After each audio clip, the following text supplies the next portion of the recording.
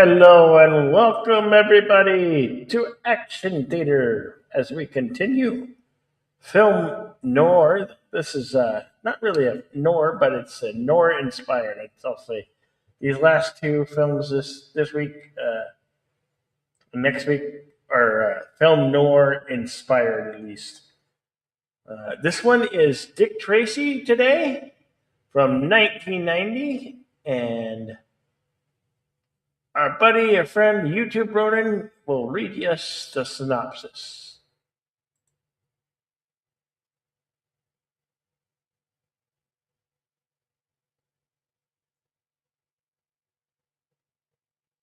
Uh-oh. Connie says there's a. Connie says there's the streams. Your streams aren't showing up. Like like I see them. I mean, I found them.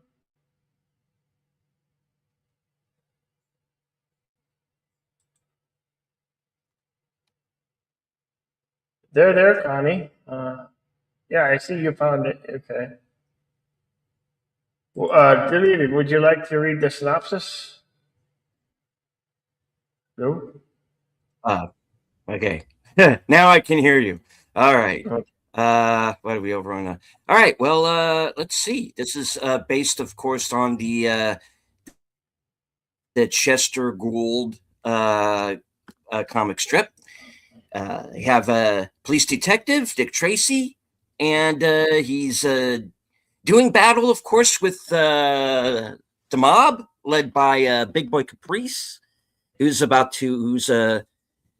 kind of has this big plan to take over the city, and along the way he meets some pretty interesting characters. Yes. So yeah,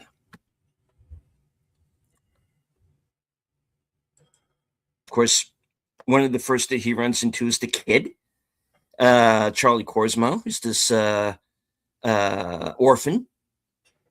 Yeah, you have his girlfriend, who's Tess Trueheart, who wants him to retire because she thinks things are getting a little too dangerous out there in the streets, and take a desk job, which he doesn't want to do, and then he gets distracted by a singer named Breathless Mahoney, and we're kind of off and running from there. So let's see. So this was 1990, big hit. Lots of merchandise. Yeah, directed by Warren Beatty. It has a great soundtrack.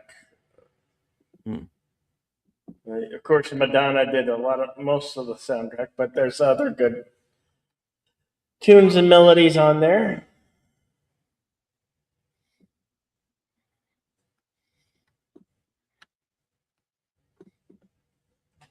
Starring Charlie Gizmo, Gene Headley, Al Pacino, Dustin Hoffman as Mumbles, William Forsythe, Charles Dunning, Mandy Paquin as 88 Keys. I forgot that. AKA Niga Montoya. Yep. Yeah. He's in this. Paul Savino also was in from the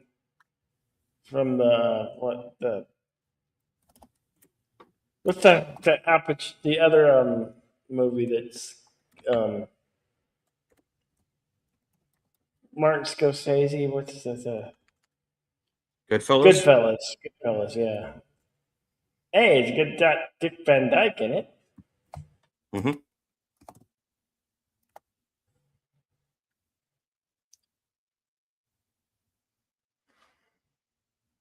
So,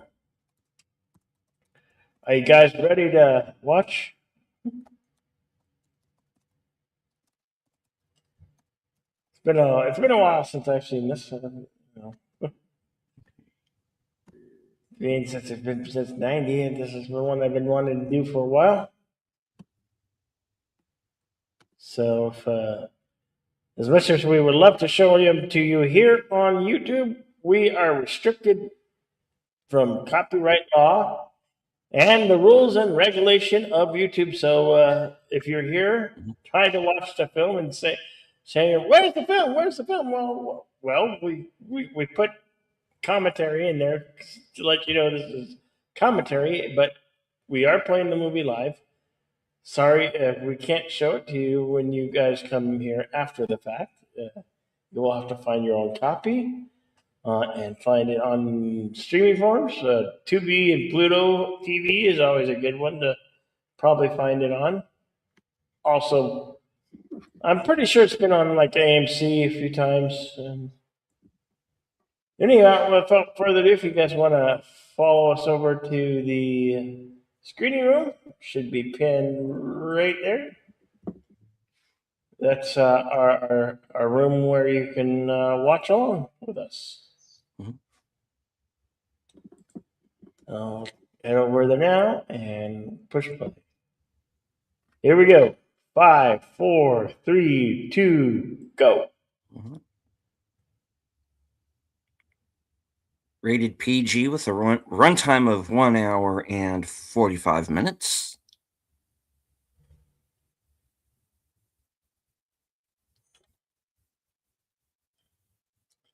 Touchtone Pictures logo. Anybody remember the radio serials that they used to have on Dick Tracy?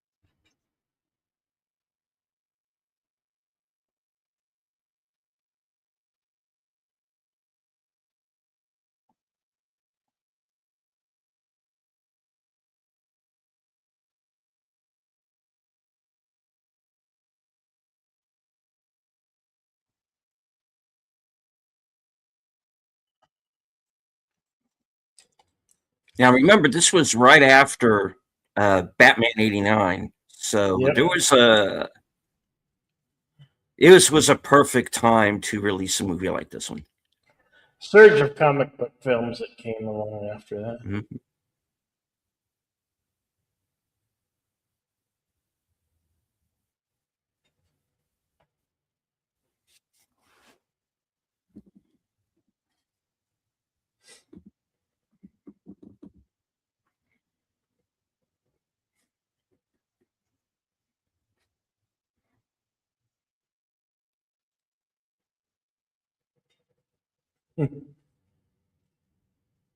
Putty cat.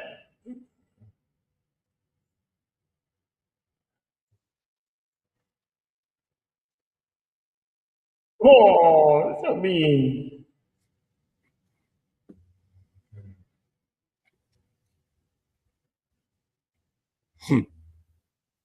I love these makeup jobs here. Right. Yeah.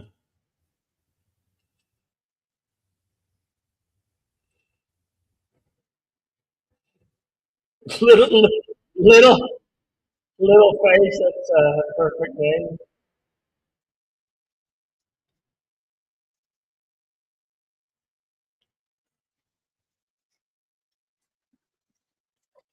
And of course, here's William Forsythe as Flat Top and Edo Ross is Itchy, and they are the enforcers for Big Boy Caprice, who is Al Pacino's character.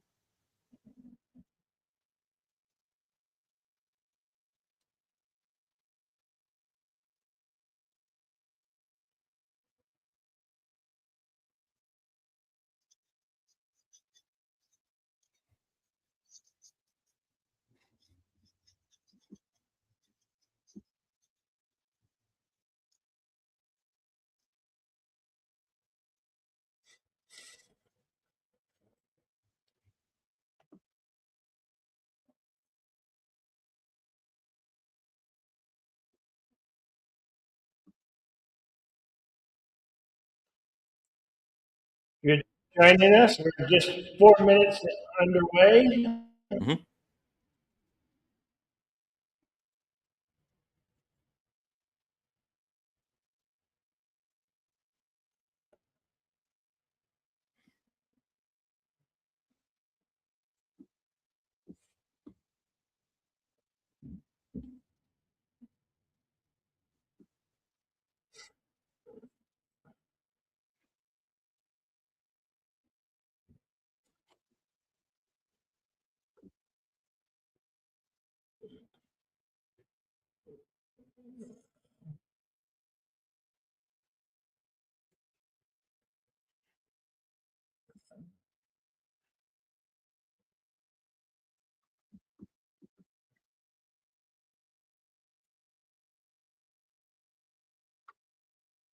Well, let's see how long that lasts.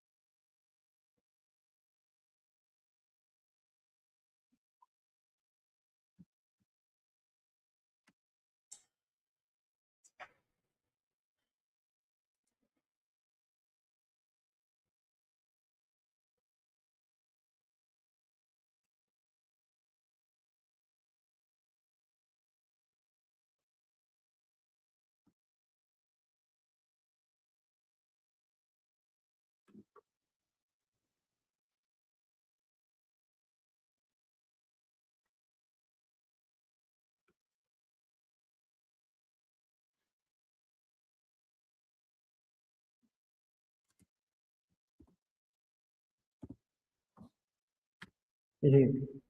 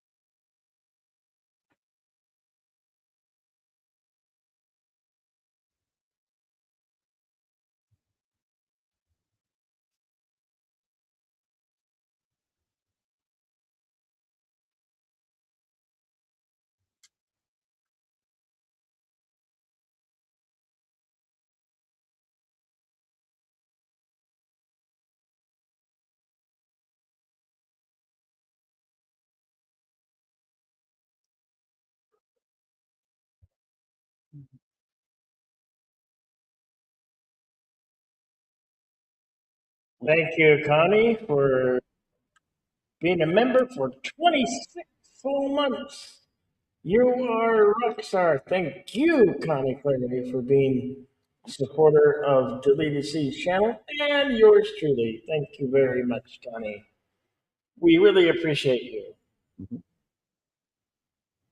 Do you want to say hello to a few people who've joined us here in the chat? The first was Gambit First. Genial and Simons is here. Faithful Blue Wrench channel member, the Bird Woman of YouTube. Watch out for channel Fluff Chick Productions, Connie Cleary. Friend of the channel, Andrea Black. Tune the News. Lieutenant Giratina. Creator of the 10 Word Review. Host of Films with Friends, Big Op Presents. Yeah. Acres of Movies is with us. Shebush McFadden in the Cosme chat, as well as Lady Mist.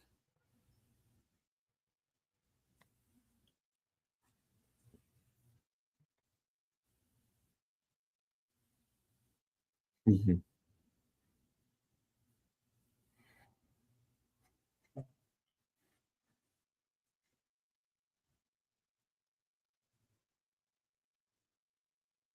Mm.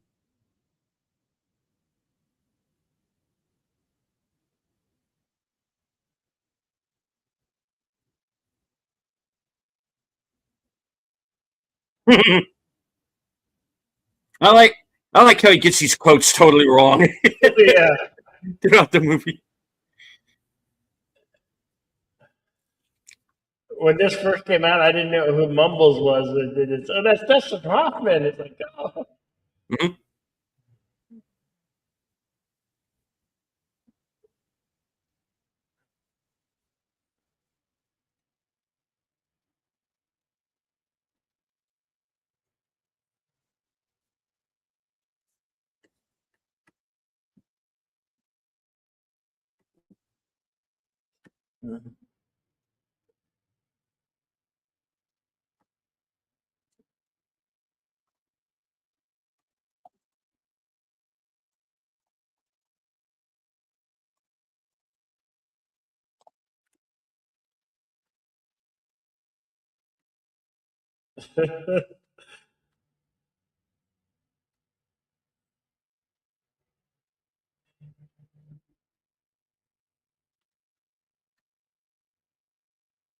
Oh, oh.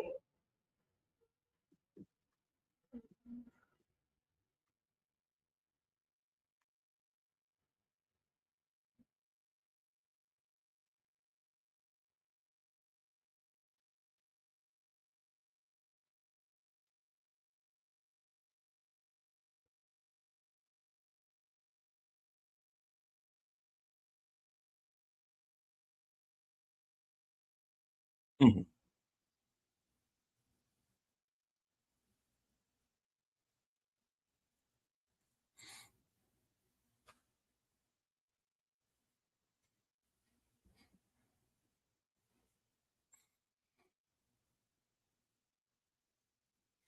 Mhm. Yes, and Monopoly money.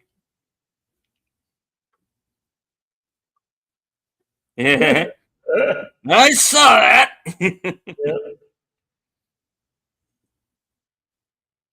Yeah.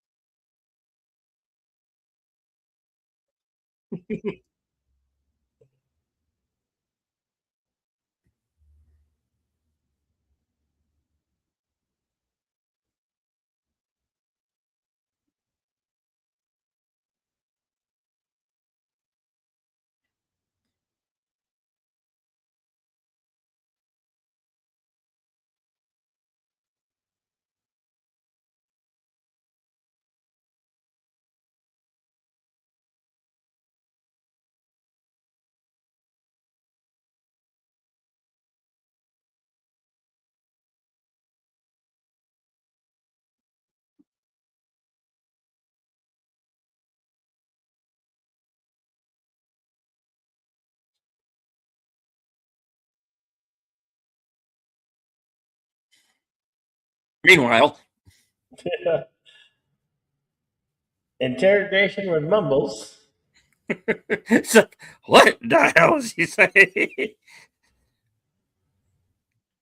I remember this movie came out the year I was beginning my senior year in high school, Hmm.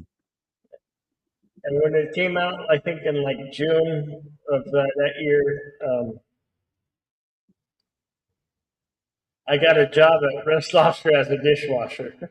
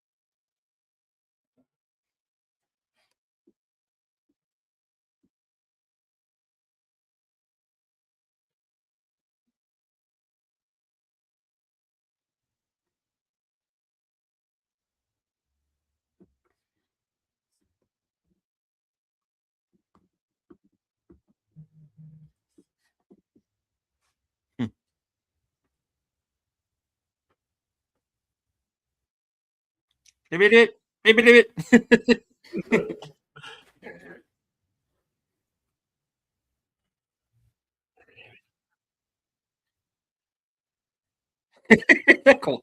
What?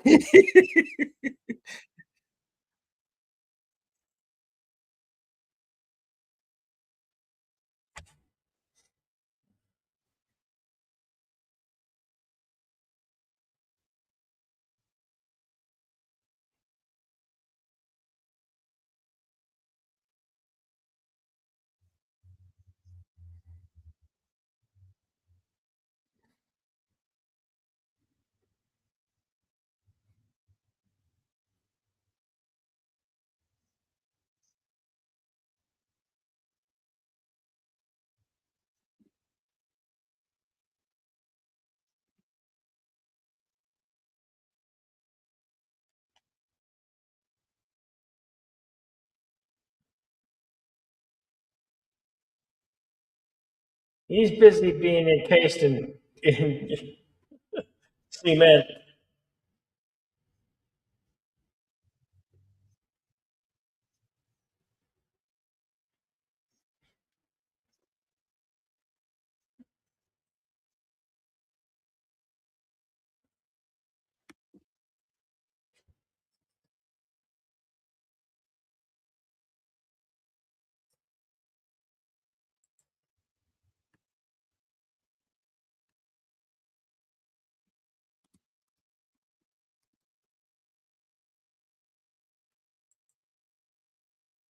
My name is Indian Matoya.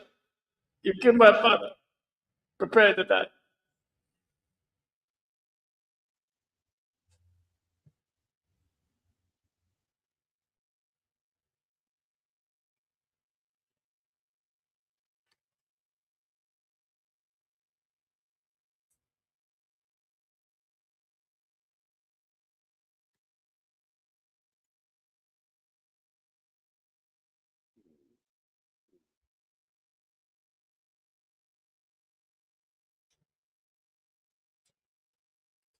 I'm always on mine.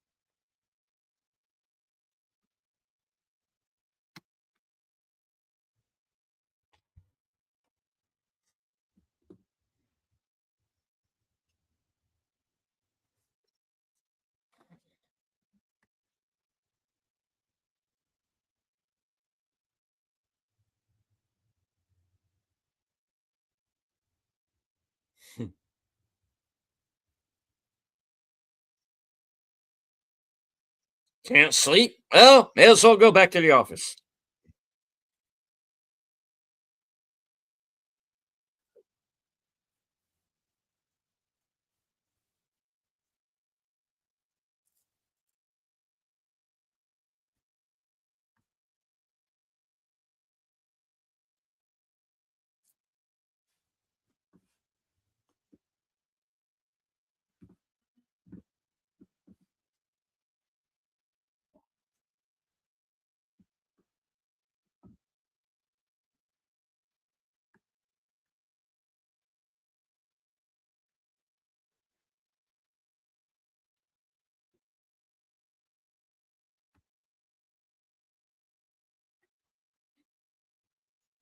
No.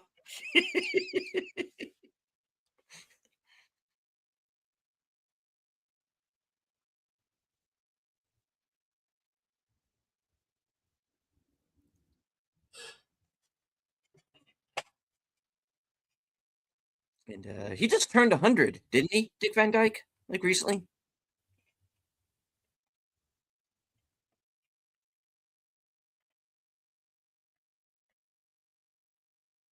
I'm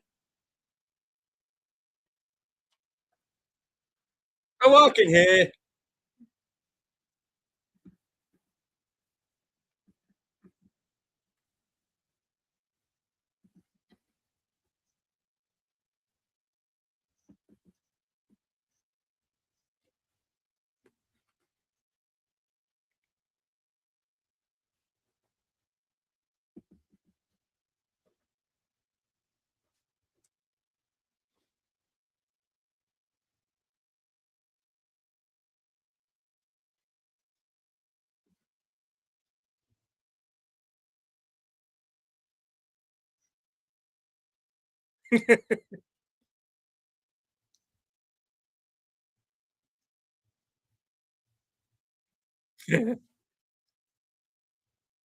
When do we eat?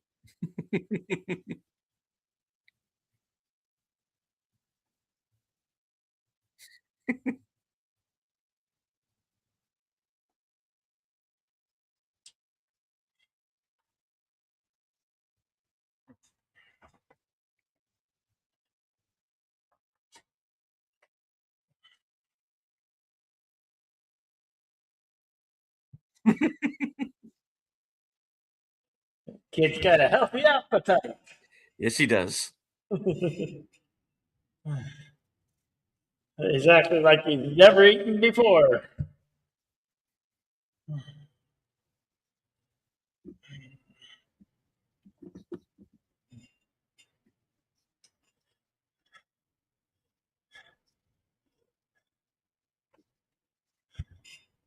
I liked in this film that it's taking place in what, like the 30s.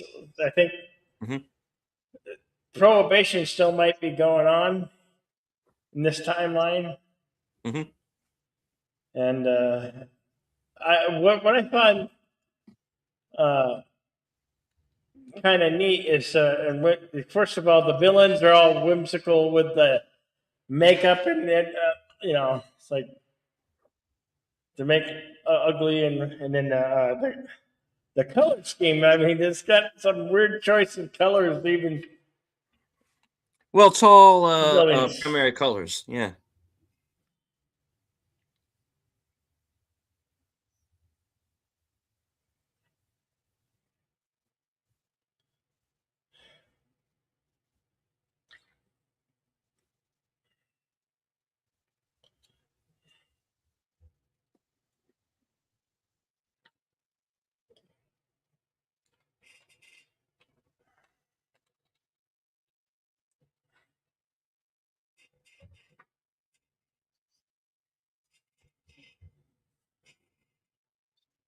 Look out.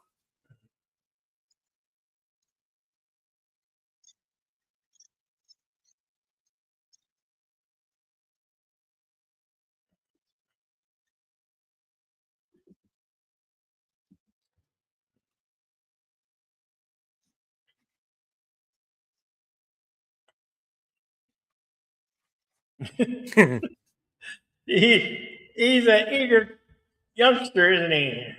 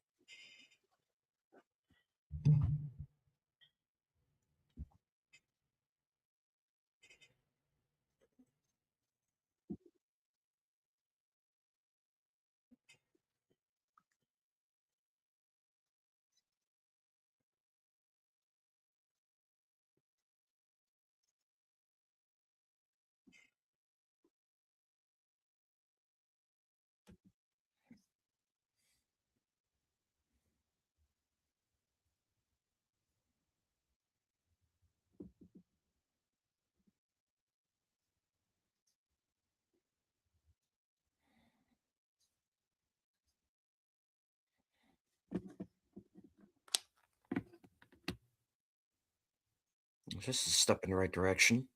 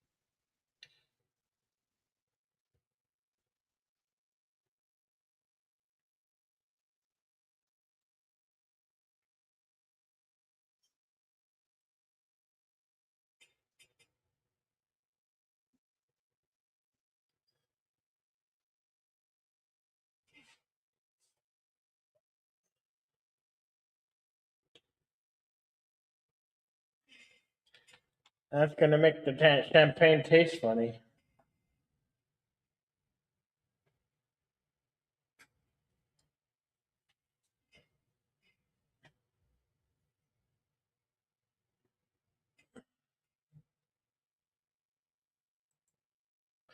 Current timestamp is 31:24.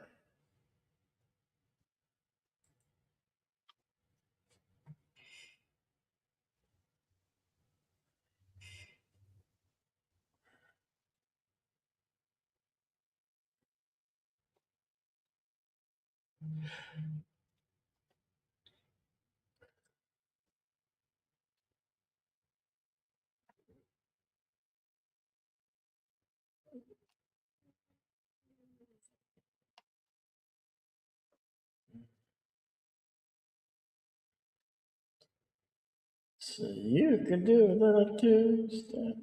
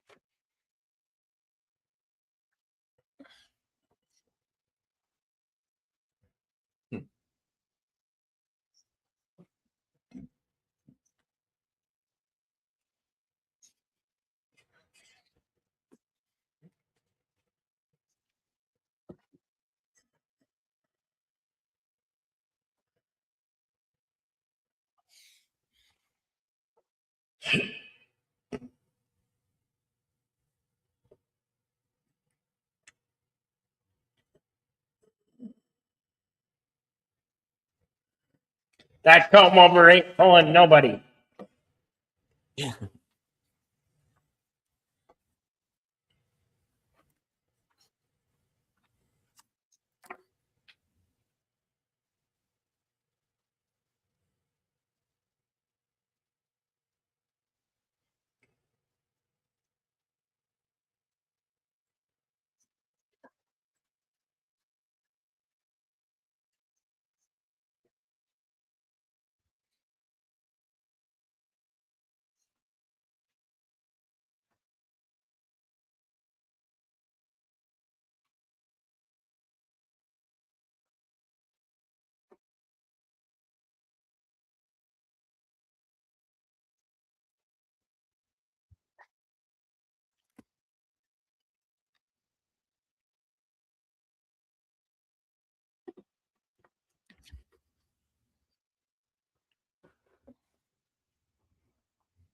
'Why is he scratching? Does he have fleas? I wonder.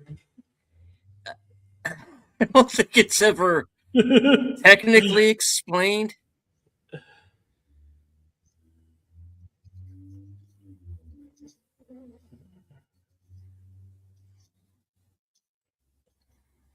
Thirty seconds, no more dick. 30 seconds, no more dick. Oh, Slater, I think.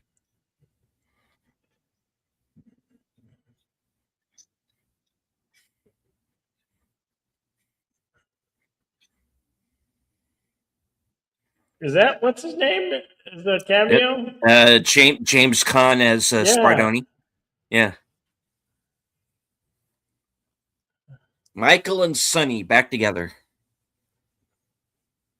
Sadly, not for too long.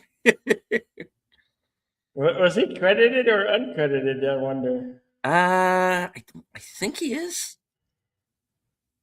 I don't remember.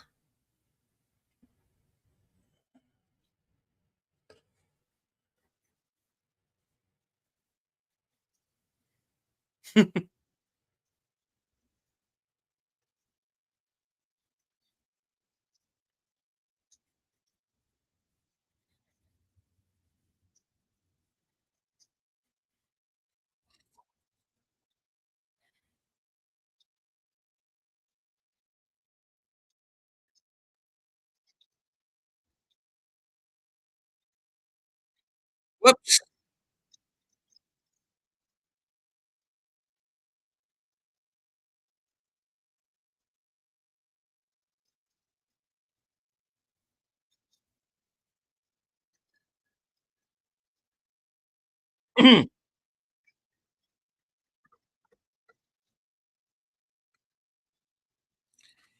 And he actually did this where he jumped from the ledge onto the light pole to the cart. He actually almost knocked himself out there on the light pole.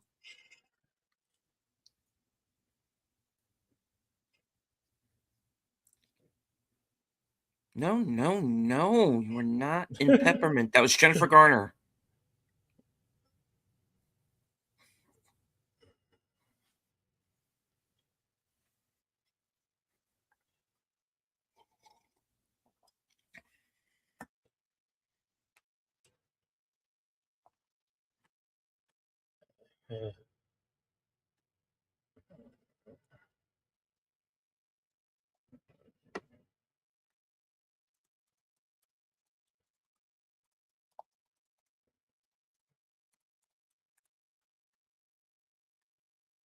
I'd be very concerned about the person on the other side of that door, that voice. Yeah.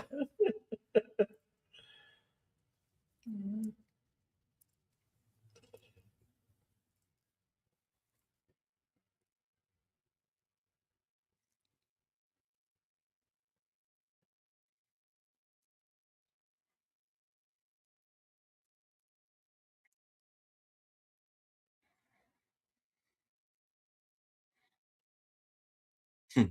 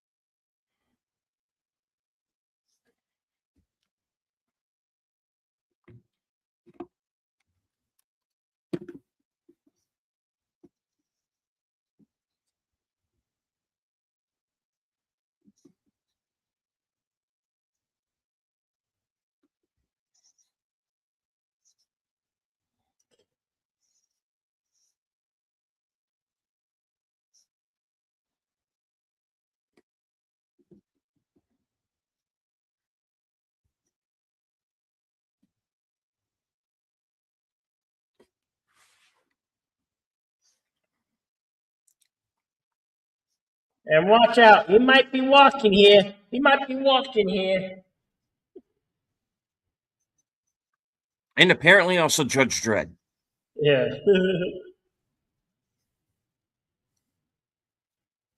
30 seconds, no more dick. 30 seconds, no more dick.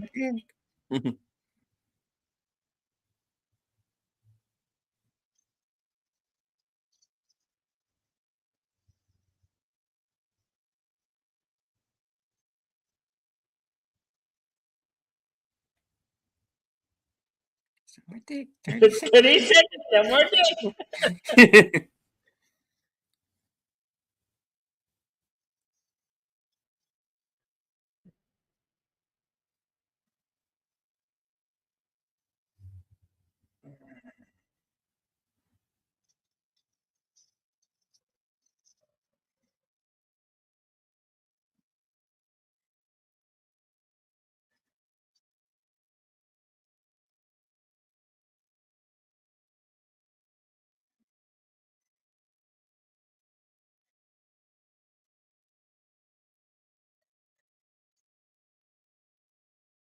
Secure the blow!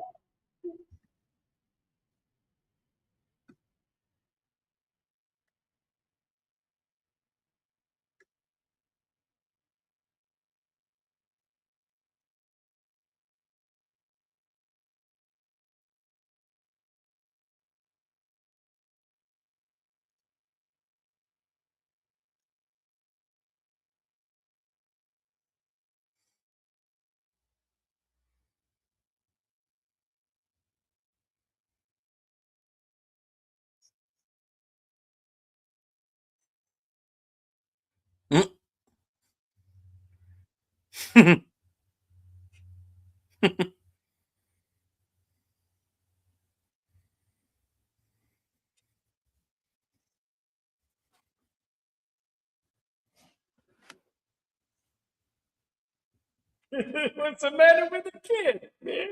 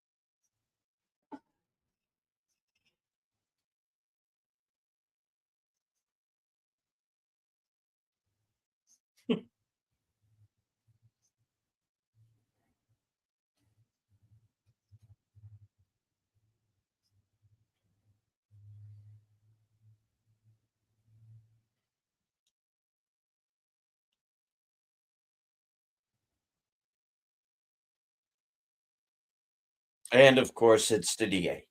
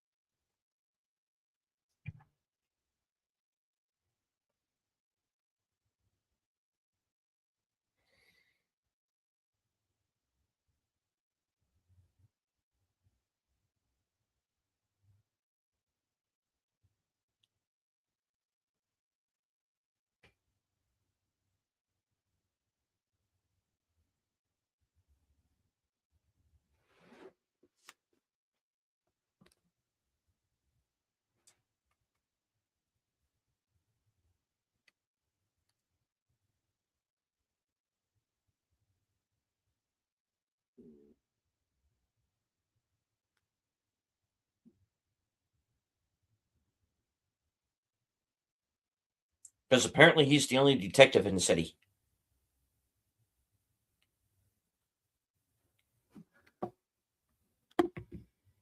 Or the only detective in the city. He's also the director of the film. He's also dating his co-star. Yeah. Well, Madonna was still a household name and relative back then. Hmm.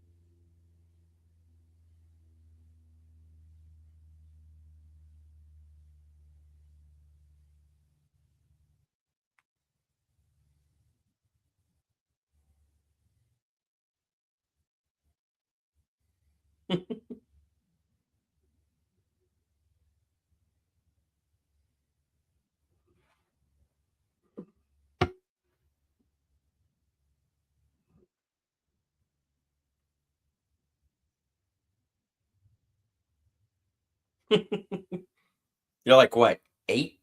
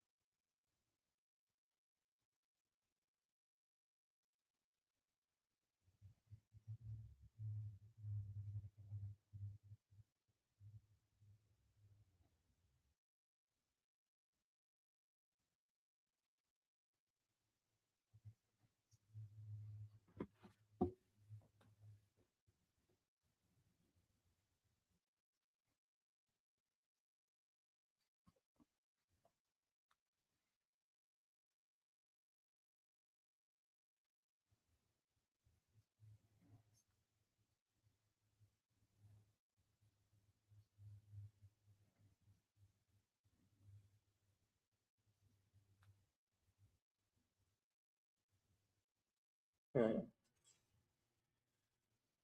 Go back to playing the music.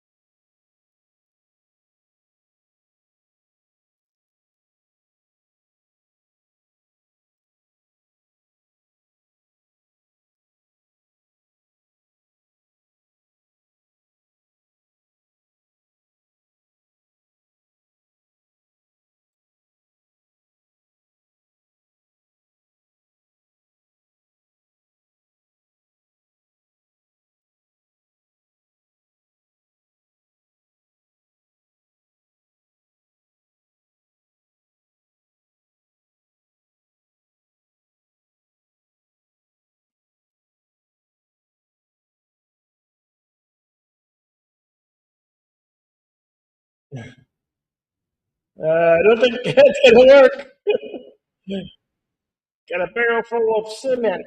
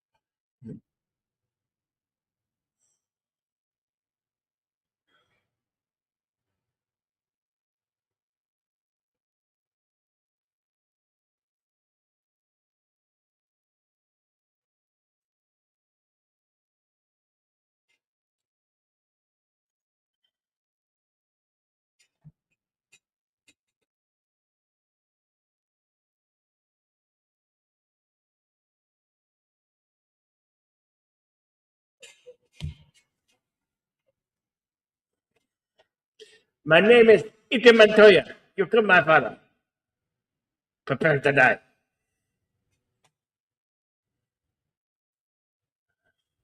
Yeah, give him some cop food.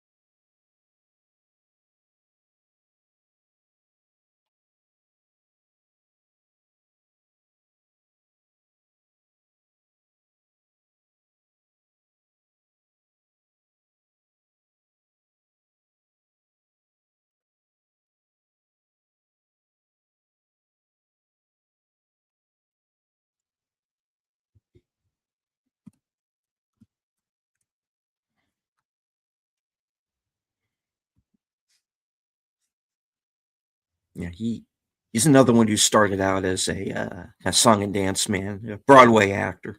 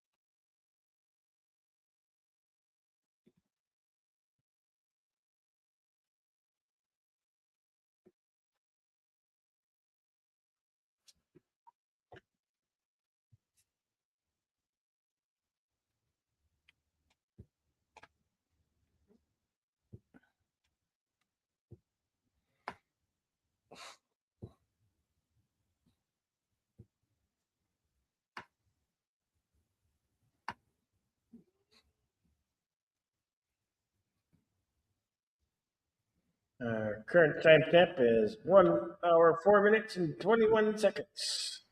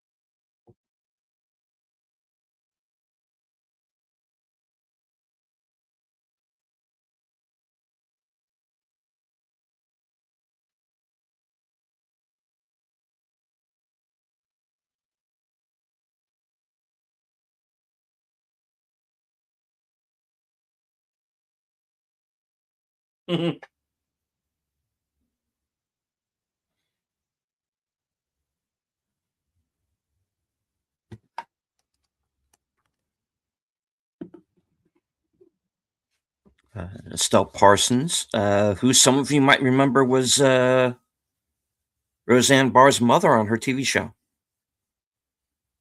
and was also in Bonnie and Clyde with Warren Beatty.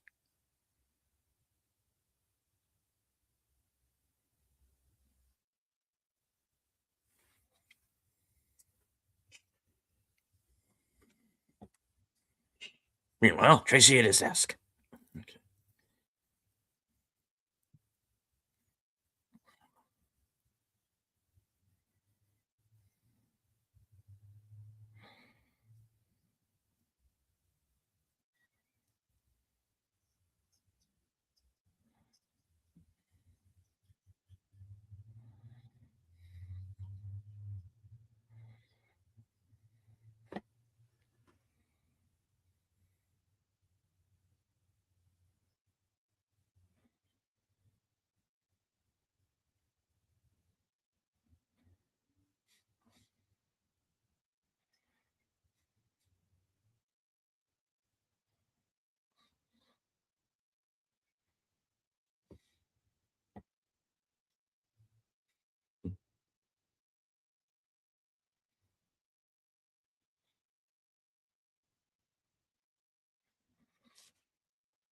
He doesn't make money. He's a cat.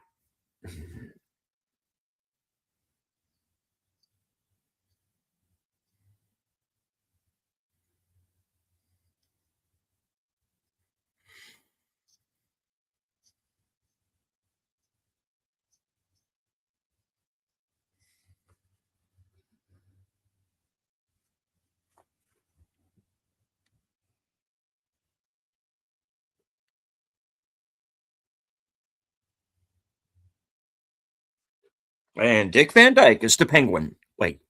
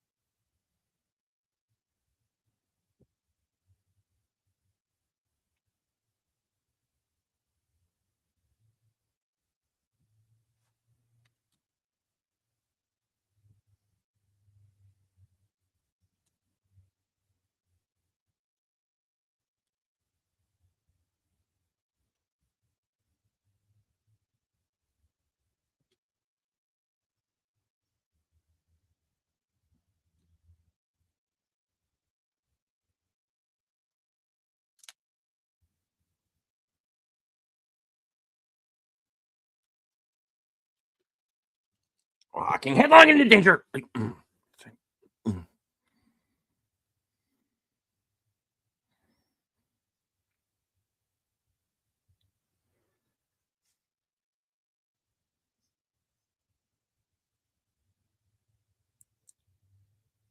Child? No child around here, lady.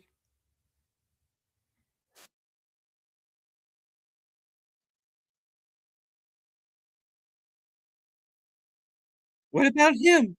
Him? Nah, he's just short. Actually, an adult.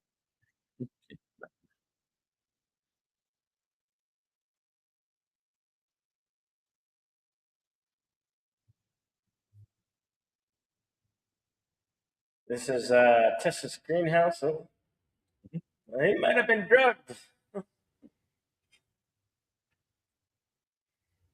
Oh, yep. Good night, Irene.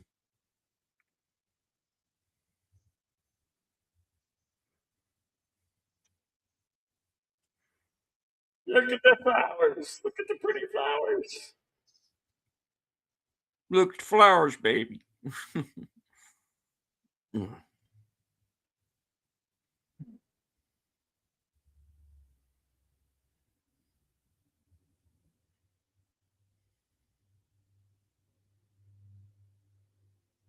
Uh, Now he's not eating. yeah, he won't be asking for more.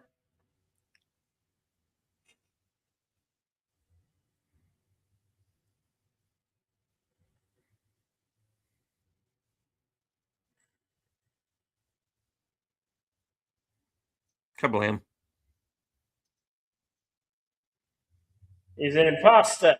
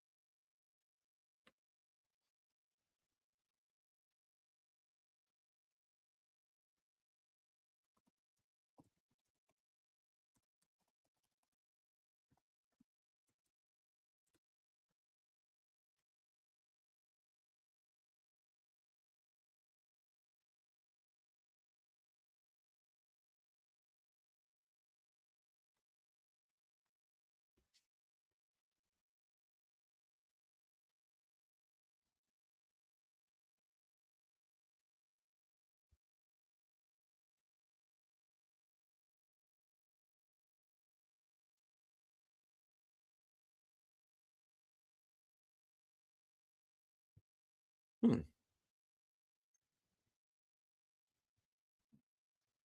Oh, crap.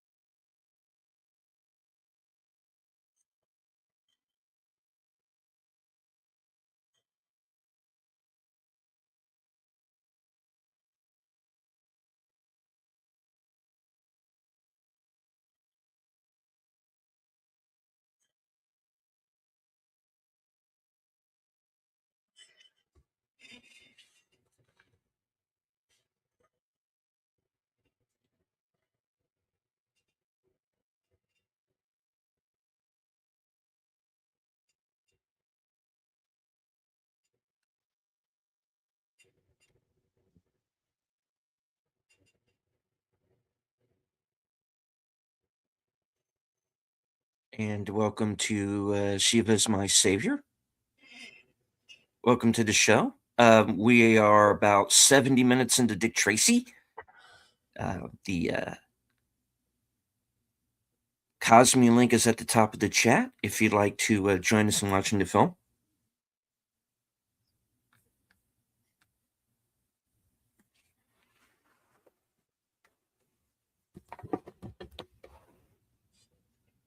And this is when the kid picks a name.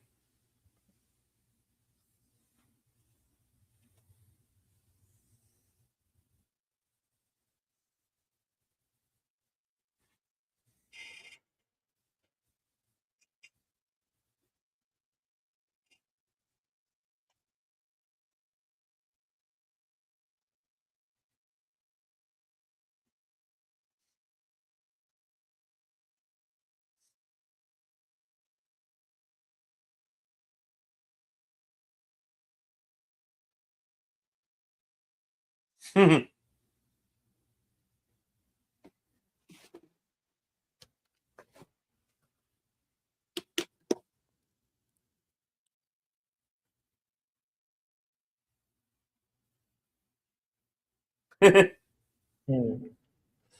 Poor guy.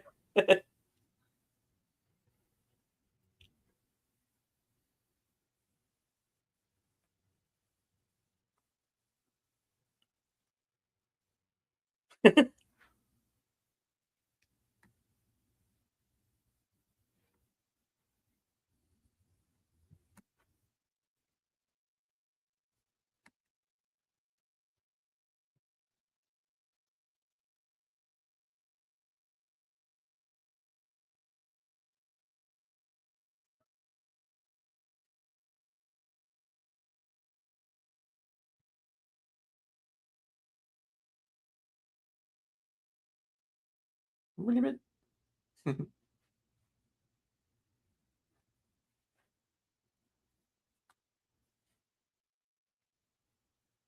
Like, you got nothing, copper.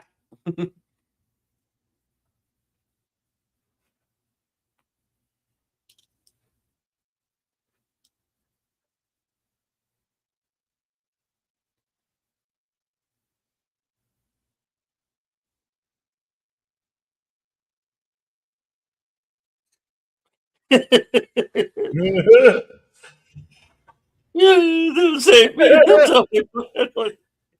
Yeah.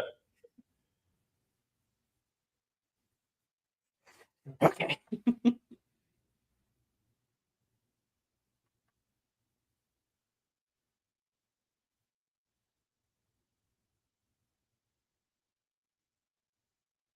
He was a bumbling there, wasn't he? Oh.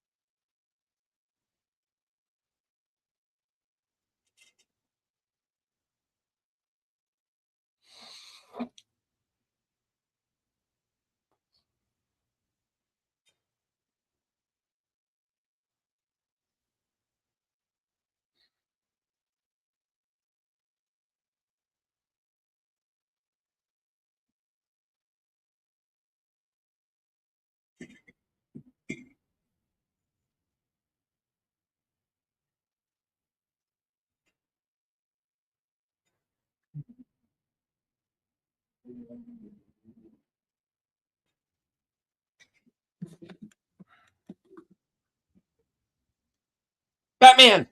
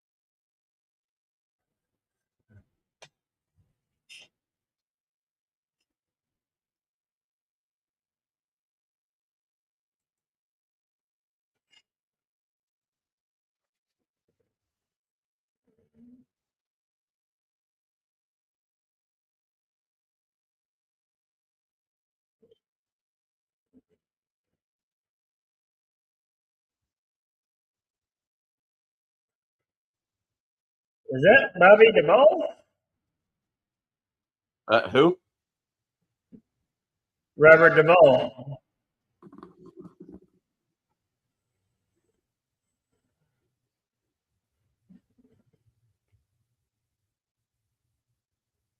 Mhm.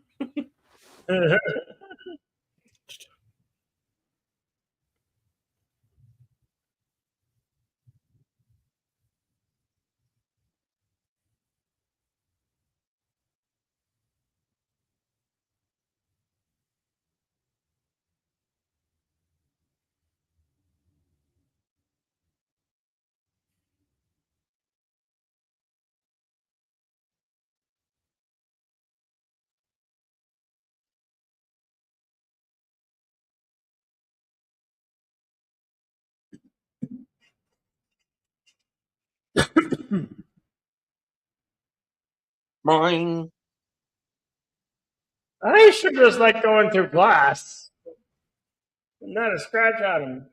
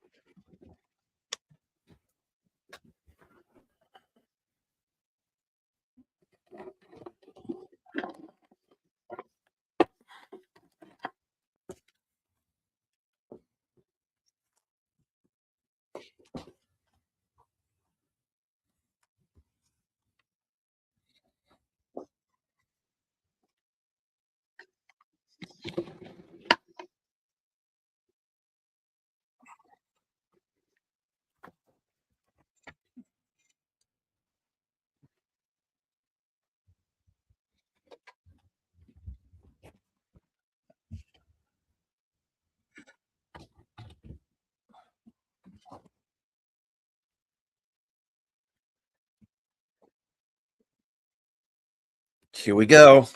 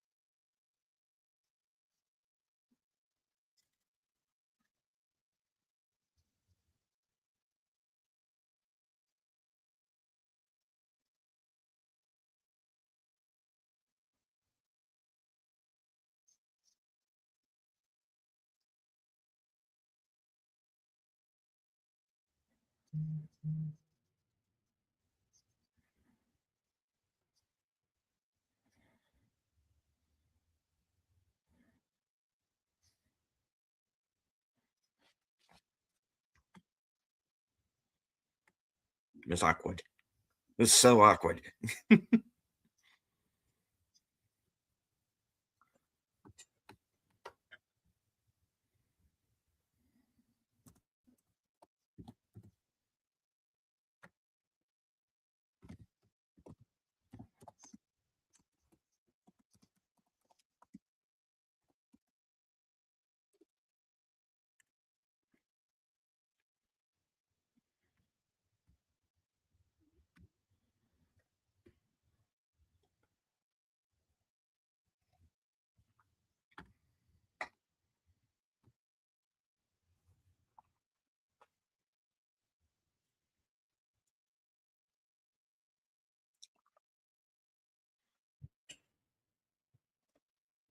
Well, you know Natalie would, but I Yeah. don't. I can't really. I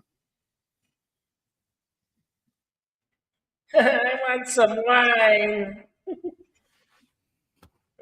Where's that Victor?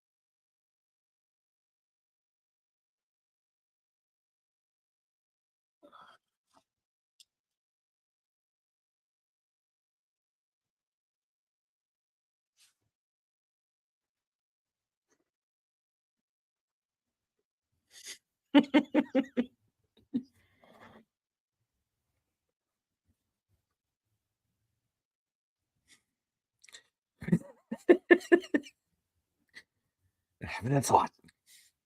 Oh yes.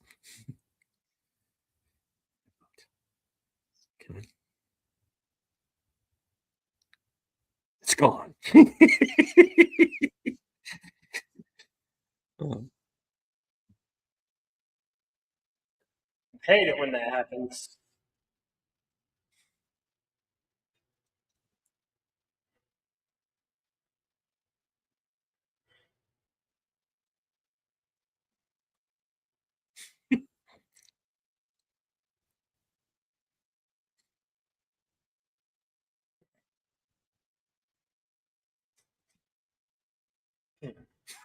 Jesus. He's like, oh God, kill me already.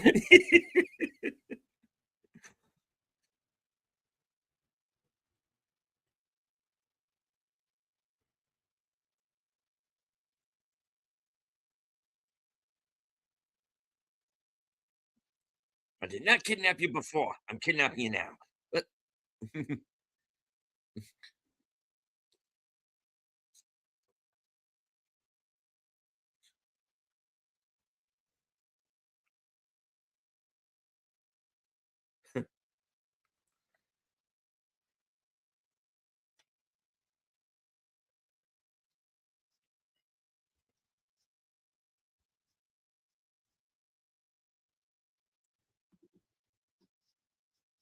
when a person has to say it over and over again, probably a lie.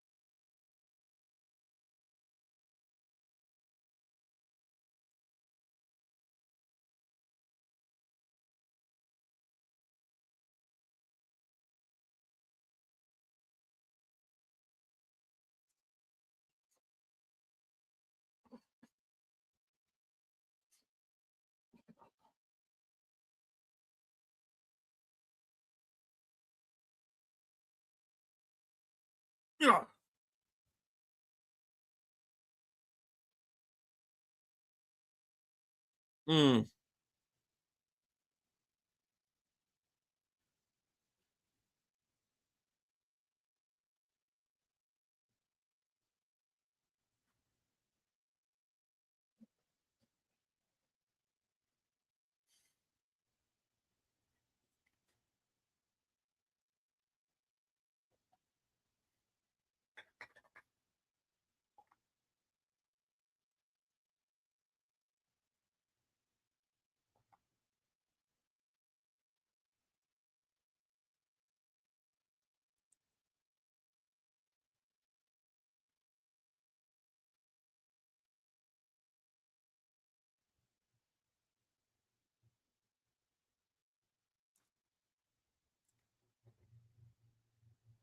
How did she pull this off exactly? I don't know. Why did she do it? I don't know that either. But here we are.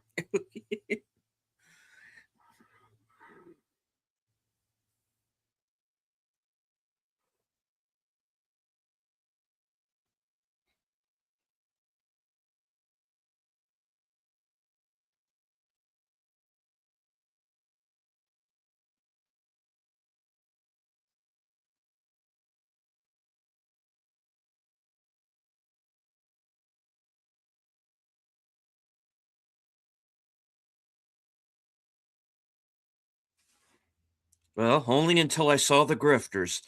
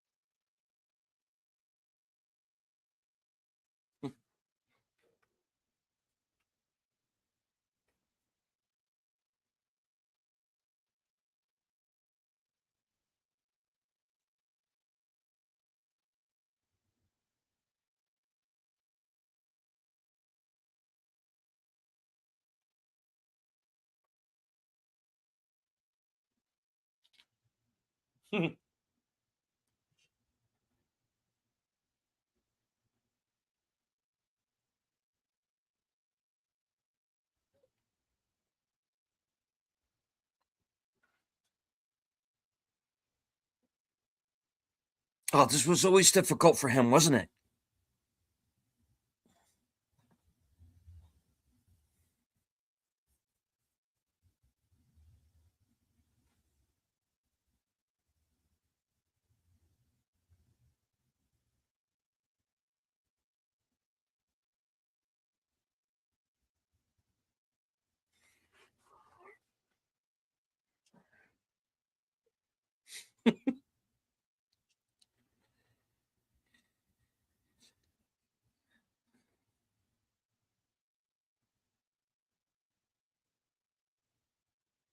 Right.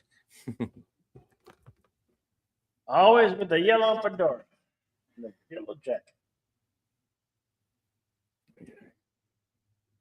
Yeah, think about it.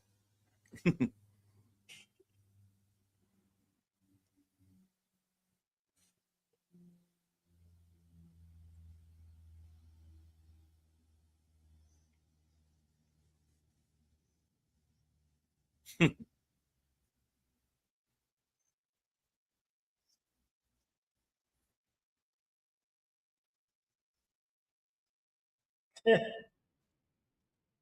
love it.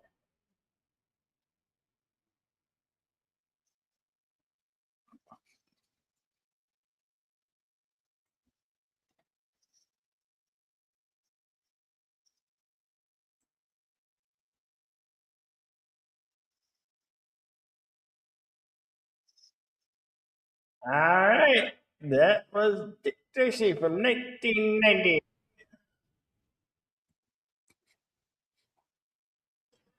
Do we have any scrolls?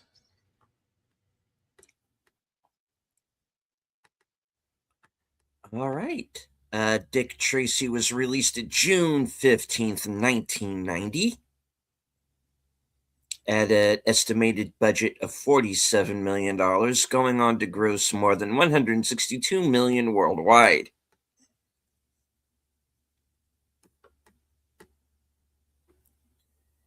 It was nominated for 7 Academy Awards, winning 3: art direction, makeup, and best original song for Sooner or Later, I Always Get My Man.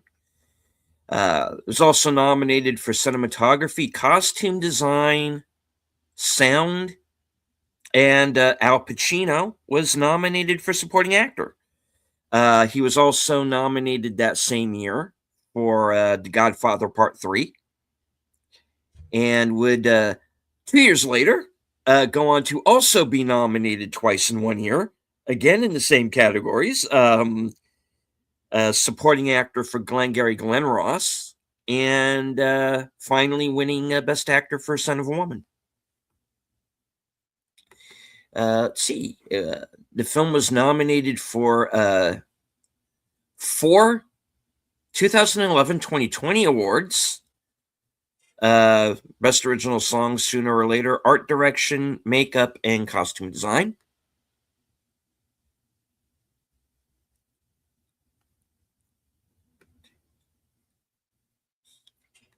Was nominated for 7 Saturn Awards, winning for Best Makeup. Was nominated for Best Fantasy Film, Costume design, Warren Beatty, Madonna, Al Pacino, and Charlie Cosmo are all also nominated. Al Pacino won the American Comedy Award for Funniest Supporting Actor in a Motion Picture. Was nominated for a American Society of Cinematographers ASC Award.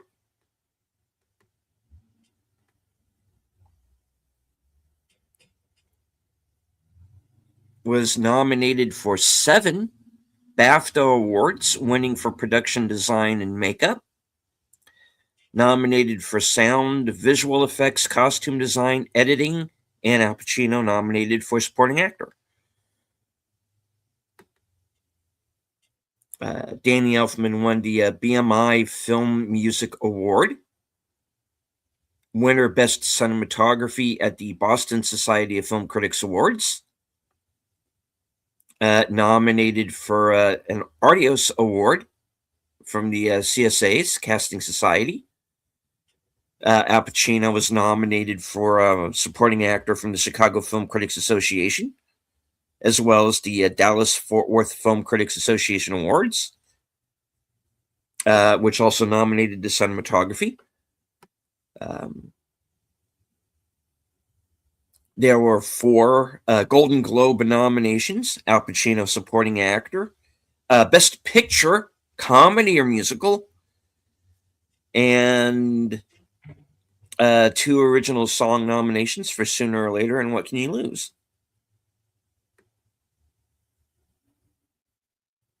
3 Grammy nominations. For Danny Elfman's score, and 2 for Stephen Sondheim for Sooner or Later and More. Warren Beatty won Best Foreign Director, the Silver Ribbon Award from the Italian National Syndicate of Film Journalists. Al Pacino was nominated for Best Supporting Actor from the National Society of Film Critics.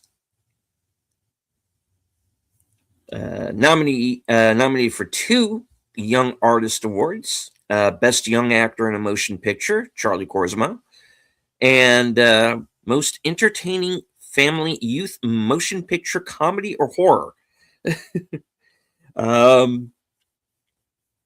Nominated from the British Society of Cinematographers, and nominated for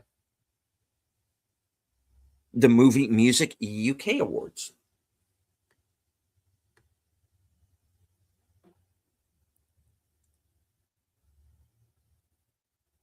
All right.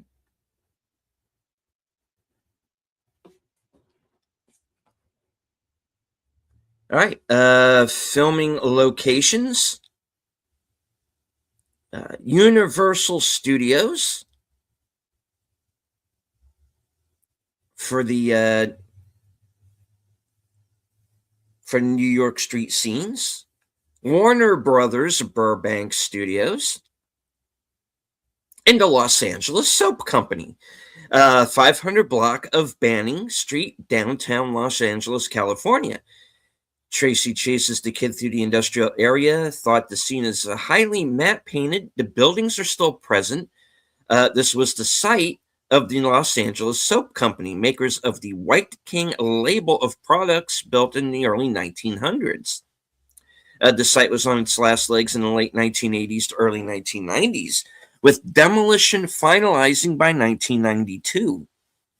Downtown Los Angeles used to have an extensive network of industrial sidings radiating off of Alameda Street, as well as parallel Santa Fe lines a few blocks to the east. The specific site was Santa Fe trackage on Banning Street, looking into the industrial entrance to the big White King Soap factory. Today, this stretch of Banning Street and all of the buildings, as well as tracks, are completely gone between Viginus and Alameda.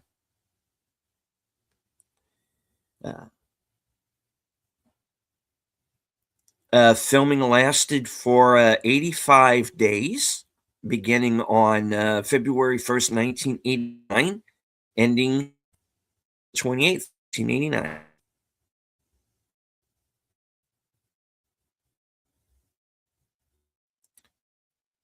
All right. The main characters of the film are the six the original comic strip appeared in: red, blue, yellow, green, orange, purple, plus black and white.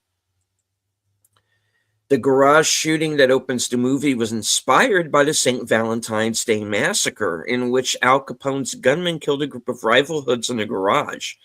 In the Dick Tracy comics, Alphonse Big Boy Caprice was originally inspired by Alphonse Al Capone. As a tie-in with the movie, Walt Disney Comics released Dick Tracy, the Tommy Guns and True Hearts trilogy, which explained the backstory leading up to this movie, with this movie's plot used as the third installment. The villains in this film have an infrastructure. Big Boy is the boss of Flat Top and Itchy. Lips Manless is the boss of the 5 card-playing villains in the beginning. Unlike the comic, where villains each arose and fought Tracy one by one, in a fashion largely independent of each other with no hierarchy.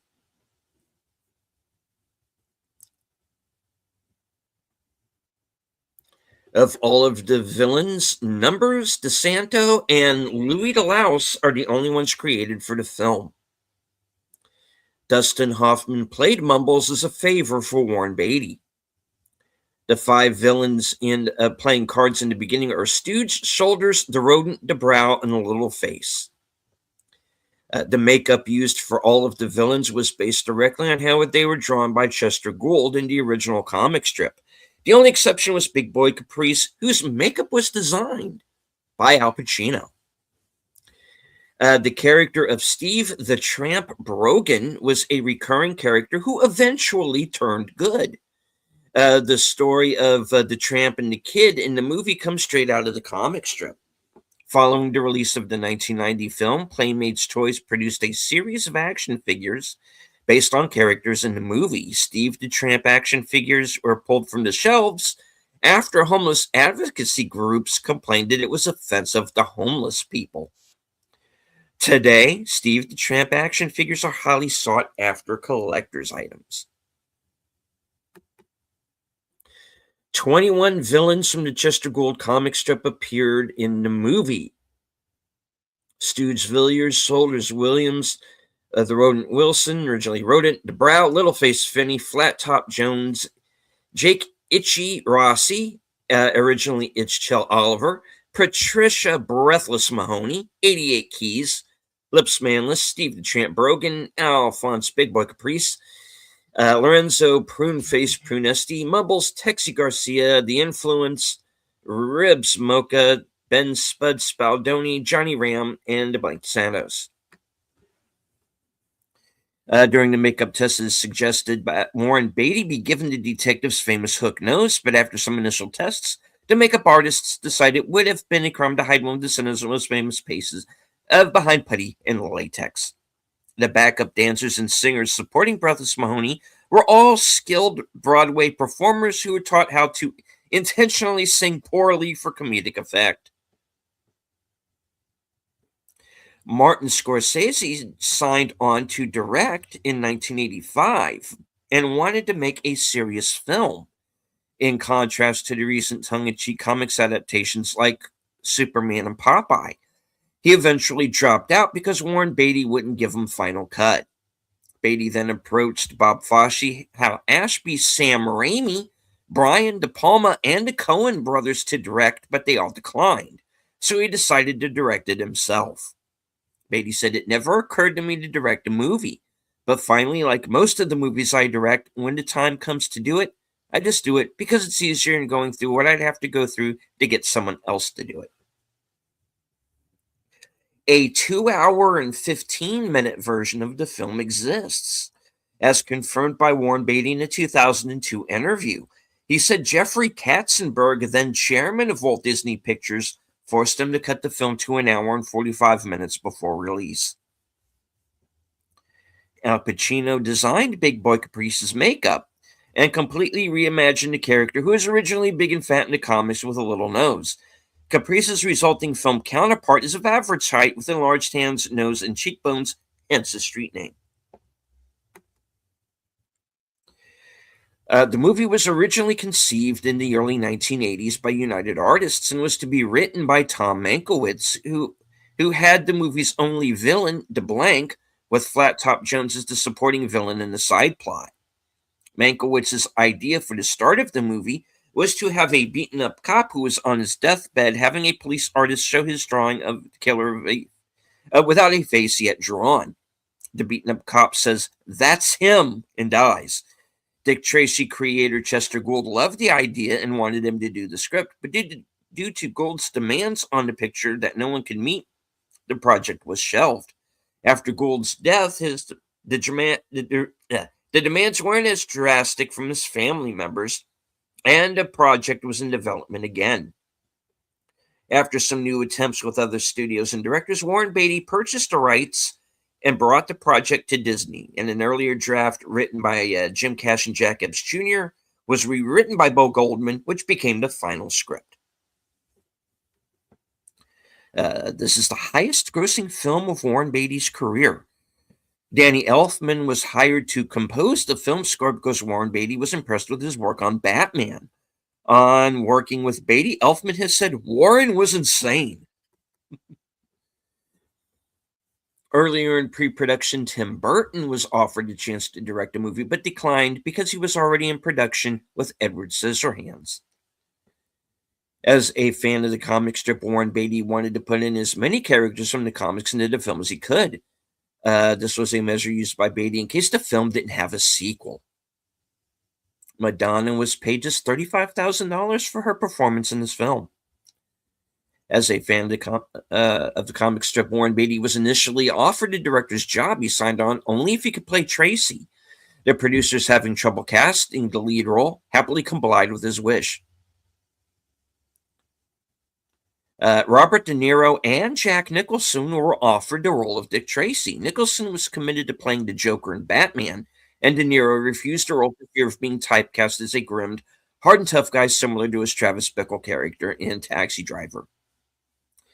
Kim Basinger, Michelle Pfeiffer, and Sharon Stone were considered for the role of Breathless Mahoney.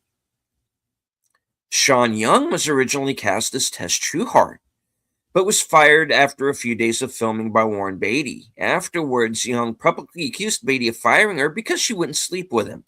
Though Deborah Ruff, Charlie Corsimo's mom, later disputed this, saying the rumor was that she'd become too demanding and he just decided not to put up with it.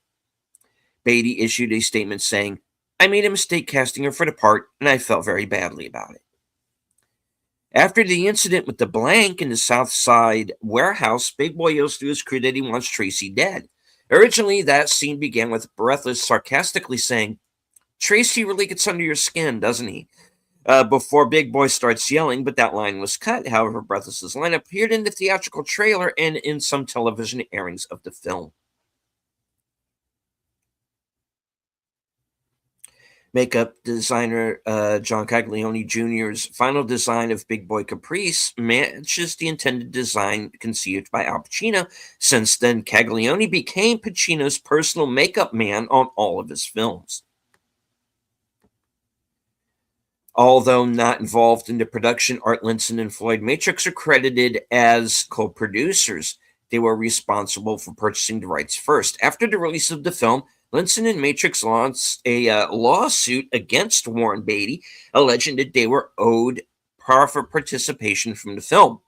This lawsuit prevented Beatty from producing another film for 2 years, but the case was eventually settled out of court.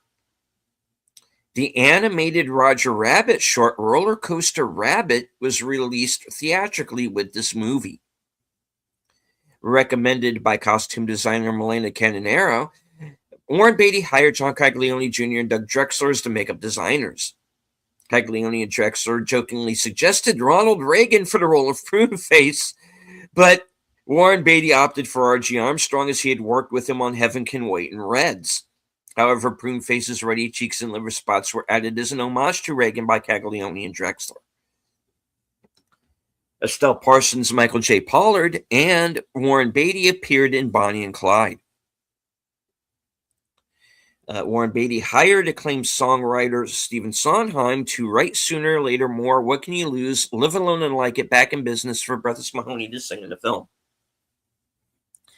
In an article in Entertainment Weekly about the makeup used for the movie, R.G. Armstrong said his face was covered with a gelatinous material called alginate, which is similar to the stuff dentists use for impressions of teeth to make a life mask for prune face.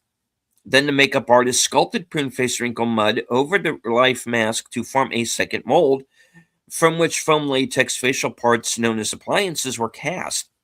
The appliances were attached to Armstrong's face in several sections, and the makeup session would take up to 3 hours. When asked what he'd do, and the makeup artist would put on his spoon face makeup, Armstrong said, "I go to sleep." Dustin Hoffman wore a bald cap and wig, rubber eyelids, rubber lips, and a rubber chin to play Mumbles. When Hoffman was in the makeup chair having his makeup applied, he used that time to practice his lines for his role as Shylock in the London and Broadway productions of The Merchant of Venice. Makeup artist John Caglione Jr. commented about Hoffman in an interview to Entertainment Weekly, "We had a real drama class. He was riotous."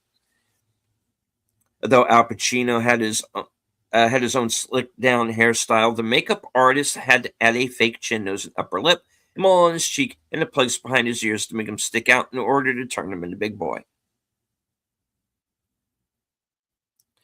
Caglione and Wexler said they often had trouble keeping the Big Boy Caprice makeup on Al Pacino. Caglione told Entertainment Weekly that their biggest scare came when Drexler discovered Al Pacino in full makeup eating a bowl of spaghetti that would have potentially disfigured his makeup. After that incident, several production assistants were assigned as MPs or makeup police to follow the actors around to keep them out of pasta when in full makeup. Caglione and Drexler said in an interview with Entertainment Weekly that they treated the original looks for Chester Gould's comic strip as their Bible for the villain's makeup, because the screenplay for this movie didn't include any physical descriptions of the mobsters. The only exceptions were for the self-defining villains, such as the rodent in the brow. Macaulay Culkin was considered for the role of the kid, but turned it down to do Home Alone. For the film's nationwide midnight premiere, moviegoers had to produce T-shirts at the theater in advance, imprinted with admit one ticket. With an admit one ticket, the T-shirt had to be presented to gain admission. No tickets were to be sold at the premiere showing, but some theaters cheated and sold tickets that evening. According to his autobiography, comedian Gilbert Gottfried was nearly cast in the role of Mumbles, based on his distinctive voice. He was perplexed that he and Dustin Hoffman would even be considered for the same role, joking, "The only way our names would appear together in the same Hollywood conversation would be in the sentence, 'I've seen Gilbert Gottfried's acting, and he's now Dustin Hoffman.'" James Caan, Harrison Ford, Richard Gere, Mel Gibson, Paul Newman, Robert Redford, George C. Scott, and Tom Selleck are all considered for the role of Dick Tracy. Warren Beatty considered appearing in and even directing Misery, but chose to do this film instead. Walter Hill was set to direct during pre-production, but he left after disagreements with the studio and Warren Beatty. Richard Benjamin was also set to direct, but left to direct City Heat. Warren Beatty and Dustin Hoffman starred in Ishtar, a mashup flop that was just as expensive and yielded the same box office results as Heaven's Gate. Al Pacino initially declined credit for the film and wanted to work under a pseudonym. The Top Souvenir magazine credits his role to Guido Frescati. When Big Boy shows Dick Tracy the Club Ritz deed of sale, it lists Big Boy's address as Big Boy Caprice, Gratitude Street, Homeville, with no state or zip code. It also shows the date of transfer as December 1938. Most of the boss of villains debuted in Chester Gould's comic strip in the 1930s, including Big Boy, Lips Manless, Johnny Ram, Spud Spaldoni, and Texie Garcia. Most of the film's more grotesque higher hitman villains, such as Flat Top, Itchy the Brown Shoulders, debuted in the 1940s or later.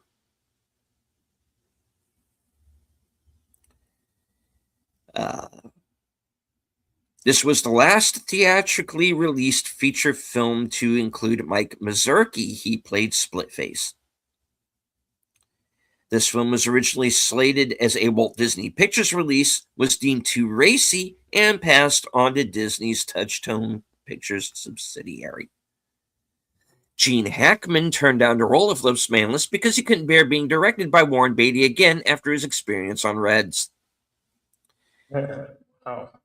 Mandy Patinkin and Madonna have a duet in the movie. Madonna played the title role in Evita. Patinkin played Shay in the stage version. Samantha Fox auditioned for the role of Breathless Mahoney. I wouldn't have minded that either, honestly.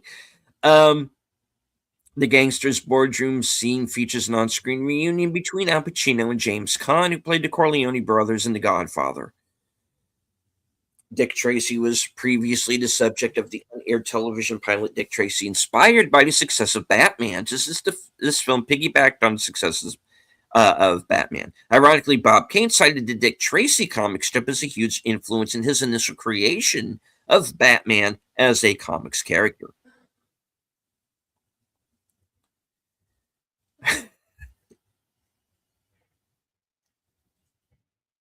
I'm just reading what it says, folks. Listen to this. All right. The film went through a very long development process with many incarnations, including a musical version in the early 1970s with Sonny Bono as Dick Tracy and Cher as Tess Hart. I can't with this. Sonny is Dick Tracy. Okay. Yeah, I can see why that didn't quite happen. And Ryan O'Neal also sought to play Tracy in the early 1980s. I can actually see that. The film cast includes 5 Oscar winners: Warren Beatty, Al Pacino, Dustin Hoffman, Estelle Parsons, and Kathy Bates, and 4 nominees: James Caan, Charles Durning, Seymour Cassell, and Michael J. Pollard. Warren Beatty appeared in Bonnie and Clyde. His violent death at the end of that film was the model for Sonny Corleone's death in The Godfather. Pacino and Caan were nominated for Best Actor in a Supporting Role for their performances in The Godfather. Pacino received another nomination for Best Actor in a Supporting Role for this film, competing with his Godfather Part 3 castmate Andy Garcia, who played Caan's son. They ended up losing to Joe Pesci for another gangster picture, Goodfellas. This is one of the last films to be made with paintings as backgrounds. Computer graphics, imagery, CGI, saves a lot of time and money, but the camera must remain still. Warren Beatty warned his camera people not to pan with the cameras or swivel to the left or right because that would make it obvious that the backgrounds were paintings.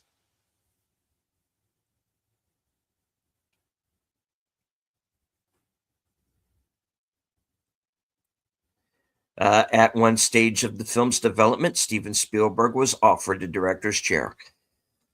Al Pacino has stated that Madonna flashed him during rehearsals for this movie, opening her coat to reveal that she was naked underneath. Pacino joked that when he is old and he is observed with a beatific smile on his face, it would be because he's recalling the incident.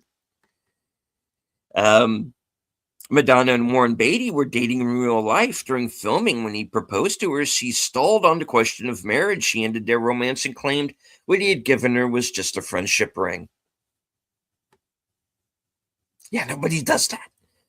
All right. Filming began on February 1st, 1989 and ended on April 27th, 1989 after 85 days of filming using 53 interior sets and 25 exterior sets. The production employed 305 cast, crew, post-production personnel.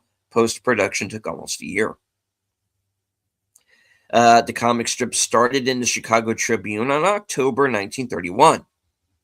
Original name was going to be Plainclothes Tracy, but the publisher changed it to Dick Tracy. The comic strip gave birth to the radio series in the 1930s, a series of films in the 1940s, and a large range of merchandise, including badges bearing Tracy's square jaw, dolls, games, toy guns. Okay. Two-way wrist radios and books. When Tracy leaps off the side of the building onto a lamppost, he smashes his face into the pole. Years later, Warren Beatty was asked if he felt bad for the stunt person injuring himself. Beatty responded, "That was me." um, this is the final film of actor Ian Wolfe. He was 93 years old at the time of filming. Disney's first film based on a comic strip or a comic book.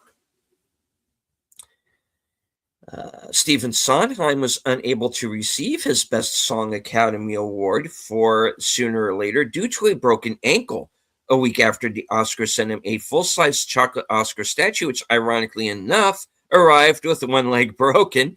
Sondheim later commented this meant either the producers or the United States Postal Service had a sense of humor. Created in 1931, Alphonse Big Boy Caprice is based on real-life mobster Al Capone. Al Pacino played the titular role in Scarface, which was a remake of the film Scarface from 1932, a movie loosely based on Capone's life using the gangster's nickname. Pacino has stated in interviews that he enjoyed working on this film, saying that Warren Beatty made, quote, a wonderful artistic film, even though now it's like it doesn't even exist, alluding to the notion that it is a movie that is barely talked about after all these years.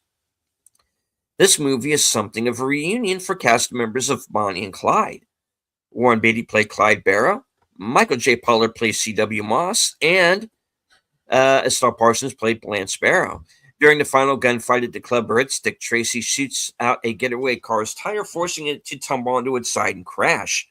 In Bonnie and Clyde, during the tourist court shootout, Clyde shoots out the tire of a police car, forcing it to tumble on its side and crash.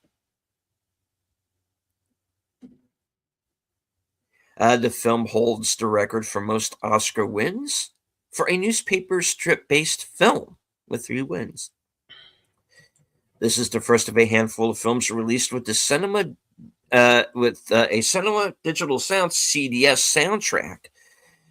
It was the first true digitally encoded format on a series of separate CD-ROMs to be played by a multi-CD drive linked to a computer. The system was in use until 1992, then dropped due to reliability issues.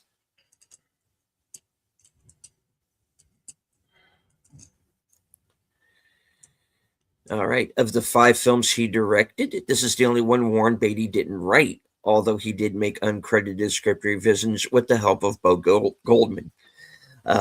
During the Back in Business montage of Big Boy's goons terrorizing the city, there's a scene of a hoodlum shooting an overweight cop by a fruit stand. This may be an allusion to the Dick Tracy show, cartoons from the 1960s, which featured an overweight cop named Heap O'Calorie, whose introduction scenes always began with Heap getting his 2A radio instructions from Tracy while standing near a fruit stand where he's always stealing an apple. Dick Tracy's comics are set in an unnamed city based on Chicago, and the Chicago Tribune was the first paper to distribute it. In the movie, the map painting of the cityscape is clearly a conglomeration of Chicago and New York City circa the 1930s, with recognizable buildings from both cities. This is the only time that Al Pacino and Dustin Hoffman have appeared in the same movie. Dustin Hoffman took at least 2 films that were originally offered to Pacino. Hoffman took both Lenny and Marathon Man, which Pacino declined.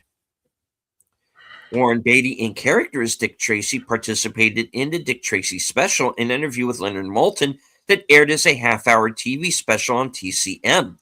This was produced by Beatty as a means for retaining the rights to the character. So if you ever wondered why there was never another Dick Tracy movie, got to talk to Warren Beatty, guys. He's too old to play the role now.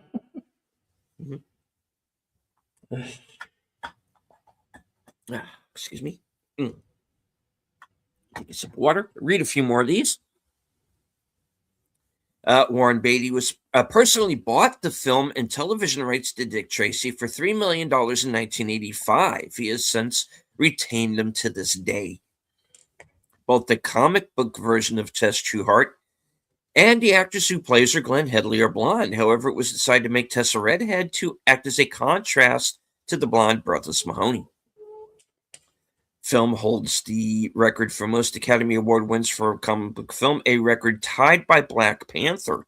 It has also held the record for most nominations, 7, until it was surpassed by The Dark Knight with 8, which itself was surpassed by Joker with 11. Although Dustin Hoffman's appearance as Mumbles was no secret, both Entertainment Weekly and People magazine featured his image in articles and contemporary issues, he was omitted from most of the official memorabilia. He did get a Playmates action figure, and he appeared in the True Hearts and Tommy Guns books by Moore and Baker, as well as the tie-in Golden books. However, unlike the other prominent villains, he was occasionally mentioned but did not appear in the video games, trading cards, Top Souvenir magazine, McDonald's promotion, or any other memorabilia that would have used Dustin Hoffman's likeness. The Saccone Beatty engagement was first reported in the National Enquirer in its June 20th, 1989 issue. Dick Tracy's two-way wrist radio first appeared in the comic strip. The watch actually worked. The radio didn't. And it was manufactured by Ian Campbell, a jeweler from Santa Clarita, California. Prop master C.J. Maguire had a set of 10 on hand for the filming. The only difference between the film version and the comic version was the wrist antenna, which ran up Tracy's sleeve in the comics, but was omitted for the movie.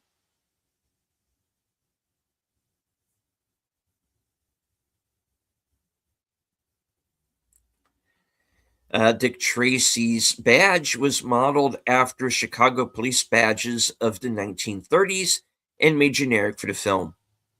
The many sexy costumes worn by Madonna throughout the production earned this film the nickname Dick Tracy in some corners of the press. One of the last films to use matte paintings to create large environments, too large for a studio set or location photography. This was also matte painter Peter Ellenshaw's last film. He came out of retirement to work with his son, Harrison Ellenshaw. This was the third comic book movie nominated for the Grammy Award for Best Score Soundtrack for Visual Media after Superman and Batman, the latter of which was also scored by Danny Elfman. Of these three, only Superman won. Madonna's next film, in which she was going to co-star after Dick Tracy, was an action buddy cop film titled Lita and Swan. She and Demi Moore were both big friends in real life, and were going to play partners in the film, which was going to be directed by Joel Schumacher. It was first announced in December 1990, 2 months after Moore's previous film Ghost became a massive success, and a month after Flatliners, Schumacher's previous film and another big hit of that summer, was released. Described as a female version of Lethal Weapon, the film was in development at Warner Brothers and was going to be produced by Joel Silver, who also produced all of the Lethal Weapon films and another action buddy hit, 48 Hours. The filming was planned for fall of 1991. Due to Moore's pregnancy and with the release in summer of 1992. Silver and others were so enthusiastic about the project that they already planned it for it to have 2 sequels. However, Lita and Swan was never made. One of the hardest characters for the makeup artist to create was Little Face Finney, one of the hoodlums killed in the garage shootout at the beginning. In the comics, the character has a normal-sized head with a face no bigger than the average adult nose.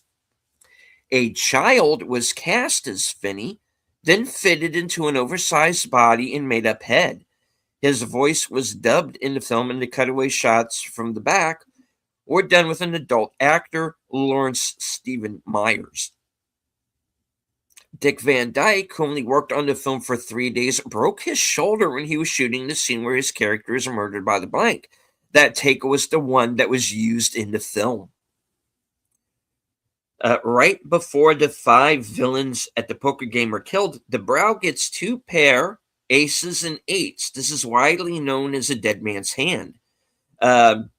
Since famous Sheriff Wild Bill Hickok of Deadwood, South Dakota, was holding it when he was shot and killed in 1876.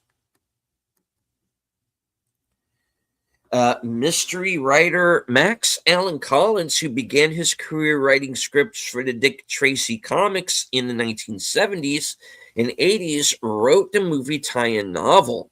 He wrote 2 endings for the novels to prevent spoiling the plot. He wrote 2 endings for the novels to prevent spoiling the plot. The books released before the movie did not feature the revelation that the blank was actually Breathless Mahoney. The novels released after the film featured this reveal. Collins also wrote a direct sequel to the movie called Dick Tracy Goes to War. In the novel, Nazi spies, including Pruneface's widow, take over Big Boy's Club Ritz and use it as a base for sabotage operations. Tracy, now working for military intelligence, battles the spies who are using mobsters like BBI's Shaky, who's Breathless's dad in the comics, and the Mole as Muscle. Final body count 27. Because I got up and I missed the cop by the fruit stand getting shot. When Playmates Toys released action figures as a tie-in, the blank action figure could be unmasked, revealing that he was really Breathless. The figure was pulled from store shelves in the United States to avoid spoiling the ending of the film, but was still available in Canada. Because of this, the blank action figure is highly sought after by collectors. In the comic book version, when Breathless is dying, she asks Tracy if it could ever really happen between them, and he replies, "It came darn close." Big Boy shares similarities to the Joker and Batman, which had been released 1 year earlier. Both are ruthless gangsters who liken themselves to artists and intellectuals. Both claim that a powerful mob boss signed all their operations over to them when they had killed said mob boss and taken their blonde girlfriend as their own. Both have an affinity for wearing purple and green. Both have a climactic battle with the hero and meet their ends by being dropped from or falling from a great height. Connections to The Godfather. In the mob summit meeting at the Club Ritz, Al Pacino, played Big Boy, plays Michael Corleone. James Caan played Sonny Corleone, plays Spaldoni. Saracen. There is another more subtle connection to the movie. In The Godfather, a well-known visual cue is where a murder cue before a murder is when oranges are around. One of Big Boy's habits is to eat walnuts. There are scenes where walnuts are present when he is either killing or ordering the killing of someone. In the boardroom scene, just before Spaldoni is killed, Big Boy can be seen playing with a tray of walnuts. In his autobiography, Al Pacino explains that during the final act in which Big Boy is fleeing Tracy with his true heart, Warren Beatty told him to ad-lib all of his lines at will. with Pacino's personal favorite quip being, "Can't you see I love you?" Okay.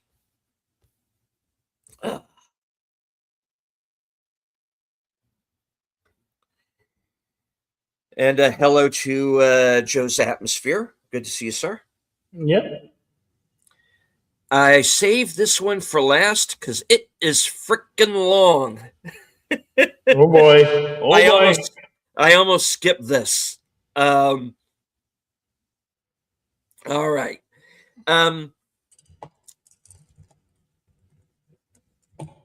During a 2000 interview with Ned Rorem at the 92nd Street Young Men's and Women's Hebrew Association, Stephen Sondheim told his story about Madonna's recording session for the song Sondheim wrote for Dick Tracy.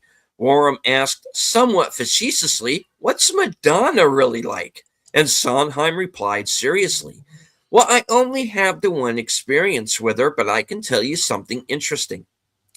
When we recorded the song, she did something I've never known another singer to do. She would not sing. This is when she was singing her solos. When she was doing the duets with Mandy, she would be out in the studio, but when she sang her solos, she sang them in the control room. She wanted to be attached almost umbilically by wire to the engineer. And so you have to think, she's got a microphone in the control room. You, the other people there can't make any noise whatsoever. The whole point, of course, of a studio is that it's a controlled silence. So the orchestra and the singer can perform without any aural distractions or scratches or whatever. But she insisted on singing in the control room, with the lights dimmed to almost certainly less than half. And the whole thing was kind of a womb-like feeling. She was standing right next to the engineer. The microphone was up in front of her. I was sitting there. Ordinarily, I sit there with the pad and take notes on things I want the singer to do on the second take. But I realized that the sound of the pencil on the paper, no matter how lightly I wrote, would probably kill the recording. So I had to keep thinking, all right, I got to remember, that's a D flat, not a D. It's D, not A. Okay, D flat, the A. Okay, I want a faster tempo. The D flat. I'm right. I'm saying this as he's saying it, guys. The faster tempo. Don't pause. D flat, the. Then I found out she would only do 2 takes. See, unlike Barbara Streisand, with whom I've also worked, Barbara Streisand likes to do 103 takes. And then I select note 1 from take 6 and note. Madonna doesn't want to. She won't even bother. She wants to do it. And I don't think she even claims it's about spontaneity. She just gets irritated and bored when choosing between 2 take sections. I could see her getting increasingly irritated, and she has no patience. Barbara has nothing but patience. Very interesting. And that is all the scrolls, and I'm going to be quiet for a minute. Okay. All right. Well, next week we come back for another action theater, and we'll be playing Sin City. Bruce Willis.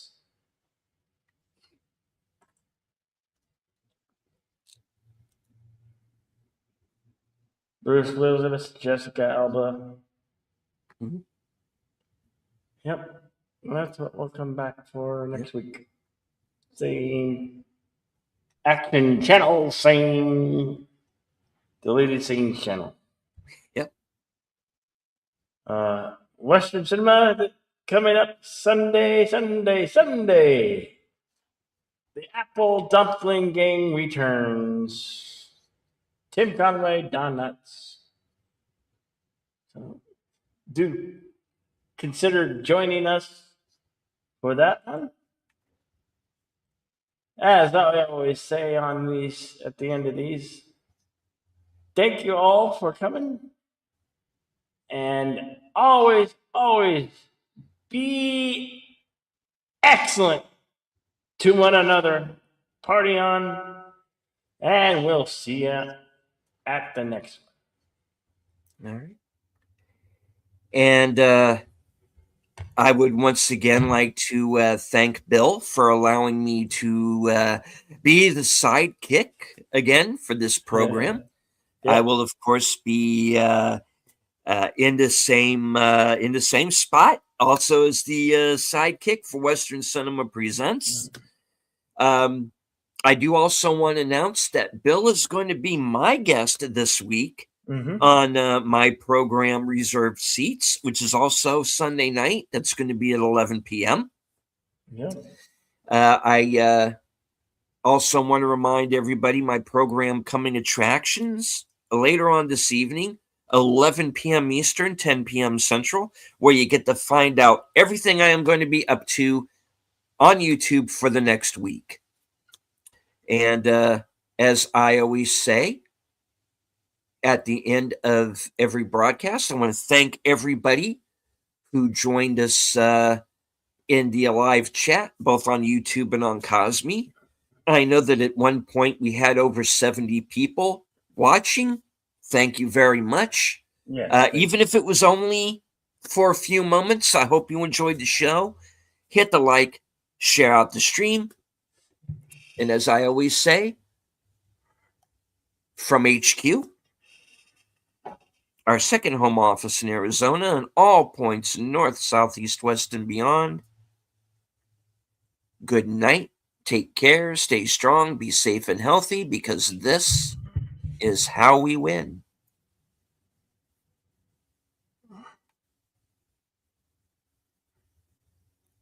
Also, don't kidnap Tess Trueheart. There will be much bloodshed.